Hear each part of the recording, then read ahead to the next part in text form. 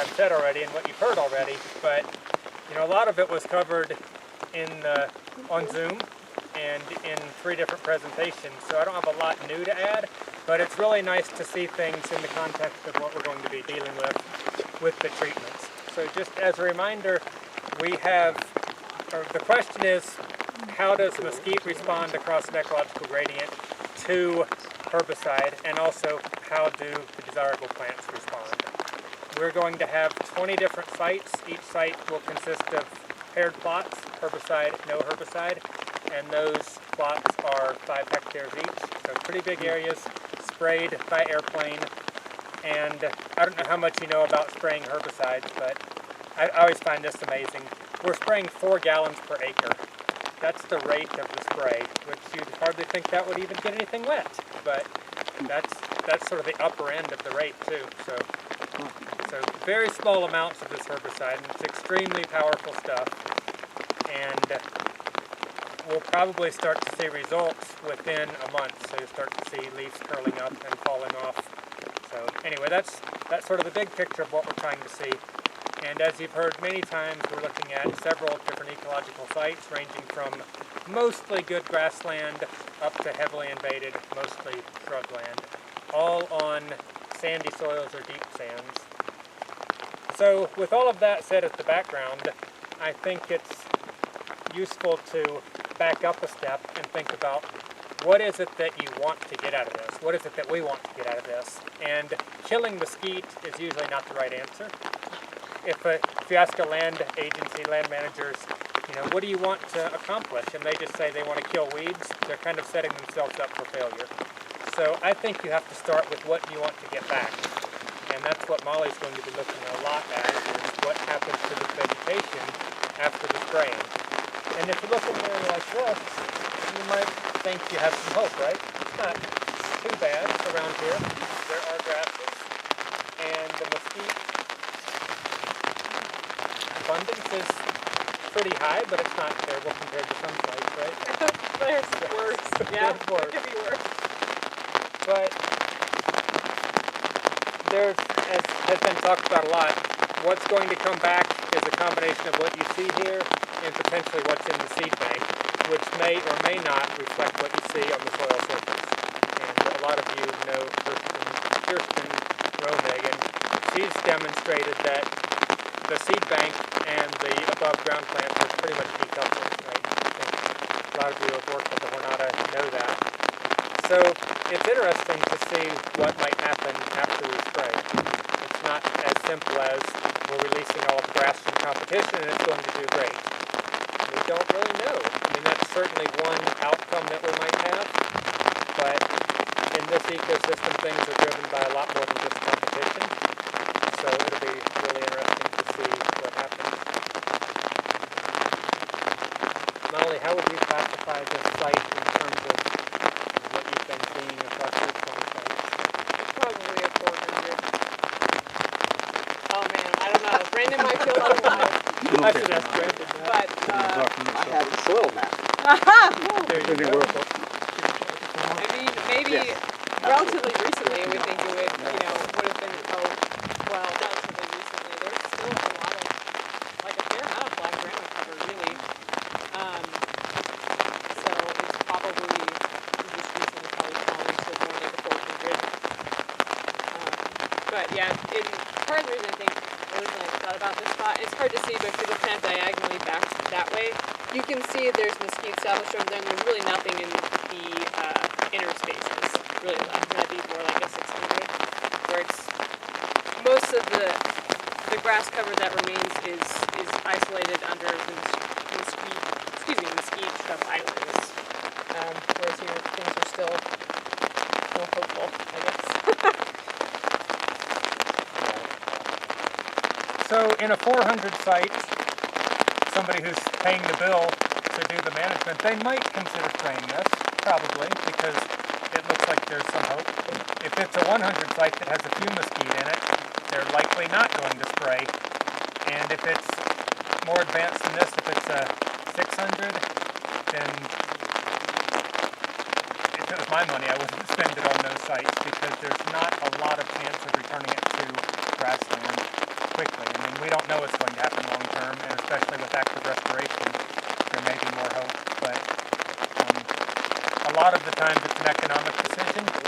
The cost for treating out here it was $32 an acre just for the chemicals. That's not even including the airplane.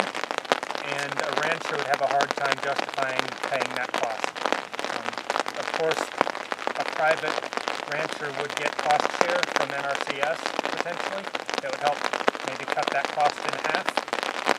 But it's still a large chunk of money, and if you think of the economics of raising cattle in this kind of environment, you just got to do the math and see what's worth spending the money on or not. So, do you have a comment on that, Brandon? If you're considering spending some money on running out here? Yeah, I mean it's sort of there's two thought processes. One, it's especially in a landscape like this, and knowing where this can go through cycles of drought and the competitive influence for soil water that the shrubs have on the grasses.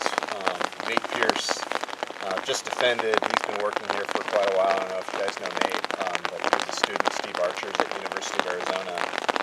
He did some shrub removal experiments where he took a focal shrub like this one and then measured the production response of the black grama around in a sort of a 5-meter area around the shrub, I think. And it's astounding how much more production you get, particularly during the wet years when you don't have shrubs competing for soil water. So thinking about this as really the critical kind of intermediate shrub-invaded state where we still have robust black grama plants. They're reproducing. We still don't have quite as, we don't have the level of connectivity of bare ground where soil erosion is really going to take out the remaining grasses. And if by removing some of these shrubs, we can kind of give the grasses a better chance to fill in those spaces during the wet years without competition from the shrubs, that becomes a pretty worthwhile investment to try to maintain and increase the cover that we have. And I'm thinking about it, not only from a forage availability perspective, but also from a wildlife perspective, and then also from a control of soil erosion and air quality perspective.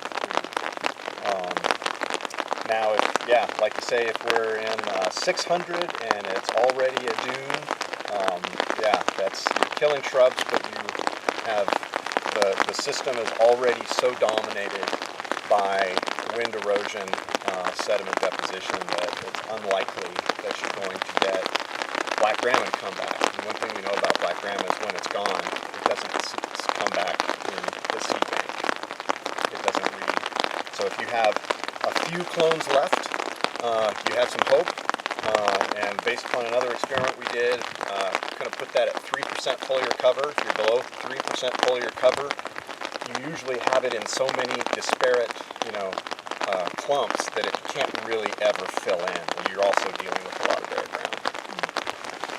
But the other thing that we could see, perhaps in another field trip, is areas of mesquite dune that have become colonized with other grasses. So sporolus grasses and Muhlenbergia grasses have filled in some of these mesquite dunes. They've persisted, so they've established during a series of anomalous wet years from 2006 to 2009, and they've persisted through the drought, which is pretty remarkable. So this is really a reverse state change, because it was a mesquite dune with no grasses for decades before that. And one of the definitions, classic definitions of a state change is if you have a change in community composition and it lasts longer than a generation. It's not just a flush that just kind of goes back to the attractor from before. It actually seems to be self-perpetuating. And so we're seeing self-perpetuating generations of grasses over the last decade in these mesquite dune interspaces. And so there's something about that site. There's other places that didn't get it. There's something about the position of that site, maybe some subtle differences in the soil texture that we're looking at. But you think about that place, it's like, well, what would happen if, in the context of, other kinds of grasses, even in the mesquite dunes, we herbicided that. That's where I'm going to spend my money. the extra sites. I was going to actually ask you, Brandon, if this, like here in this spot, if this cover was instead like Sporoblis or listed Moonberg, how would you feel about like spending money to I'd still do it. Yeah, I'm sure. Yeah, we don't have a whole lot of data on the competitive relationships between shrubs and those grasses. And really strangely, right, Darren, in the stressor experiment, we found that Sporoblis was associated with the shrubs. We actually had more Sporoblis grass where there were shrubs, and I think that's because the seeds were accumulating around the shrubs, but they were competing, of course, with the black grass. So it's hard to know what would happen, but it would be worth a try. In one of the studies I was reading, they had 2 orders of magnitude more forage production in herbicide-treated plots than in plots that they just let the mesquite continue. Yep. So if you treat it early, you can do that. If you wait too late, you have trouble. So you have to have a kind of a longer time frame when you're thinking about managing perennial species in general, and mesquite in particular, I think, because it does have such a profound effect in little established. So somebody asked earlier about legacy effects after removing mesquite, particularly biotic legacy effects, and I have not come across papers that talk specifically about root exudates from mesquite or anything like that that could change relationships, for instance, with plant soil feedbacks. Has anybody else seen that who studied mesquite? And we know there are the physical legacy effects as you've lost topsoil, but I don't know anything about biotic. There's soil carbon, right? There's the legacy soil carbon effects that Heather Truth has looked at at Santa Rita. And you might have a positive legacy effect with nitrogen accumulation around mesquite. So a possible good thing there. We have looked at Lehman lovegrass plant soil feedbacks a bit, and that's another story because we don't have much Lehman lovegrass, but some of the plots do have it, and it can be really interesting to see when Lehman lovegrass is released from competitions in the mesquite, what happens with that quote-unquote invasive species. And it's quite likely to do well and take off, and it's from what we're seeing, it's not really much more drought tolerant than the native grasses, but there might be something else about it that's making it be more competitive. Because if you look at the base of Mount Summerford, it's dominated by mesquite, by Lehman lovegrass, but there's not mesquite. So it'd be fun to follow all the species, but in particular for me, looking at what happens to Lehman lovegrass. And I don't know, that's an interesting species because while it is non-native and it's a different ecological role, it does tend to fill in inner spaces more, and therefore it carries fire more. As I think Ryan mentioned, that may not be a bad thing when we're thinking about maintaining a system in grassland versus mesquite. And cattle do graze it. It's not bad forage for cattle. It's better in protein than a lot of grasses. The problem is it's not green all year. But none of the grasses here are green all year, so maybe that doesn't matter too much. I know we talked about the impact of the herbicides on forage and its non-impact on the grasses, right? But I can't remember, did we discuss at all potential impacts on biocrusts and how that might have any interaction with restoration? No, we didn't talk about that, and I don't have a good answer for that, unfortunately. And we need Nicole out here. So, I'm sure somebody's looked at that, but I just don't know how these herbicides affect the biocrusts. I mean, they're targeting plant pathways, so I don't think it's going to affect bacterial portions of the crust. It might affect the moss portion.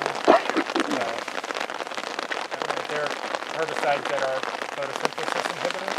You can see where those would have more of an effect, but a growth regulator herbicide, I don't think so. But I don't know. Yeah, I don't know anything about options about that. Yeah. But I'll look at that. That's actually intriguing to see what will happen. Yeah.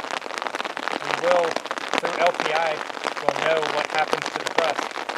So we will be able to collect those data. And that's also something easy enough to do in the greenhouse. We can collect samples and weigh them, see what happens. I will spoil it and say there were no crusts recorded on those spots. I'm sorry. None? No, there were none. I mean, we saw some walking out on occasion, like in this area like this, but When I we were think I would have remembered if there. Yeah, I Yeah. know. I'm super recorded. One day when I was out with you, yeah, we saw quite good crust, but none of them were in the pot. Yeah, I think some of these really nice areas there was still a fair amount of black bear when we couldn't put for good reason could not put plots because we have these huge 5-hectare plots that are going to receive herbicide, and so we had a minimum distance that we're going to stay away from anybody's work to ensure safety. So I think part of it is just really it's just certain areas where I don't know much about the spatial distribution of crust, but at least in the plots that we've walked, I haven't seen crust, and certainly not insects, unfortunately.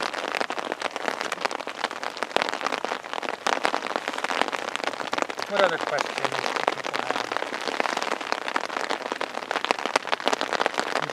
Mechanical rubbing, you just kind of go out and practice.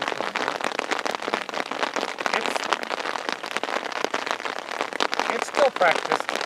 I don't know. I've seen it a lot in riparian areas, managing salt cedar and Russian olive and things like that. Wide scale on rangeland like this, I don't think it's used as much because it's highly destructive to not only the plants you're targeting but everything else. So yeah, I don't think that's used nearly as much as it was. I mean, they used to do chaining, hook a giant chain between two tractors and drag it along and rip everything out. They did that a lot here. Yeah. And I was going to ask, is there, even in the aerial imagery, some of those areas look like they're covered in chain. Yeah, yeah, and it tends to resprout and it's very expensive. Is there any, we look at the sort of, changing subject a little bit, we look at the alignment, the alineation, if that's the right word, and call it wind, but is some of that potentially mechanical? No, you can, I mean, like down here, especially in the creosote bush, you can really see the sort of very linear kind of features, but everything that you're seeing that's kind of southwest, northeast, that's all kind of long-term alien soil development.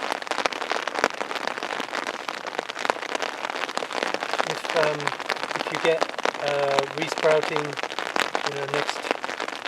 next spring, will you spray again? Not unless we get more money. Just the one time? But, so as I was finishing up my talk and running out of time yesterday, I just wanted to mention the insects, we call them biocontrol insects, natural enemies of mesquite, and there are a bunch of them. I mentioned 3. There's a seed borer, a stem borer, and a nose borer, a twig girdler, and a nose borer. And each of those has an effect on mesquite reproduction and biomass production. And Dave Thompson's done a lot of work on this with other species and finds that disturbances to the plant cause them to release volatile compounds that attract the insects. And it's possible that as the mesquite is injured by the herbicide, it will change the volatile signature of the plants, and that may or may not attract these insects. But in other cases, it has attracted insects. So that could be a really cool effect because this herbicide has some soil residual. So even as it starts to grow back, the mesquite grows back, it may still have a volatile signature from being injured. And if that attracts insects, that's a good thing. So we'll be able to answer that in a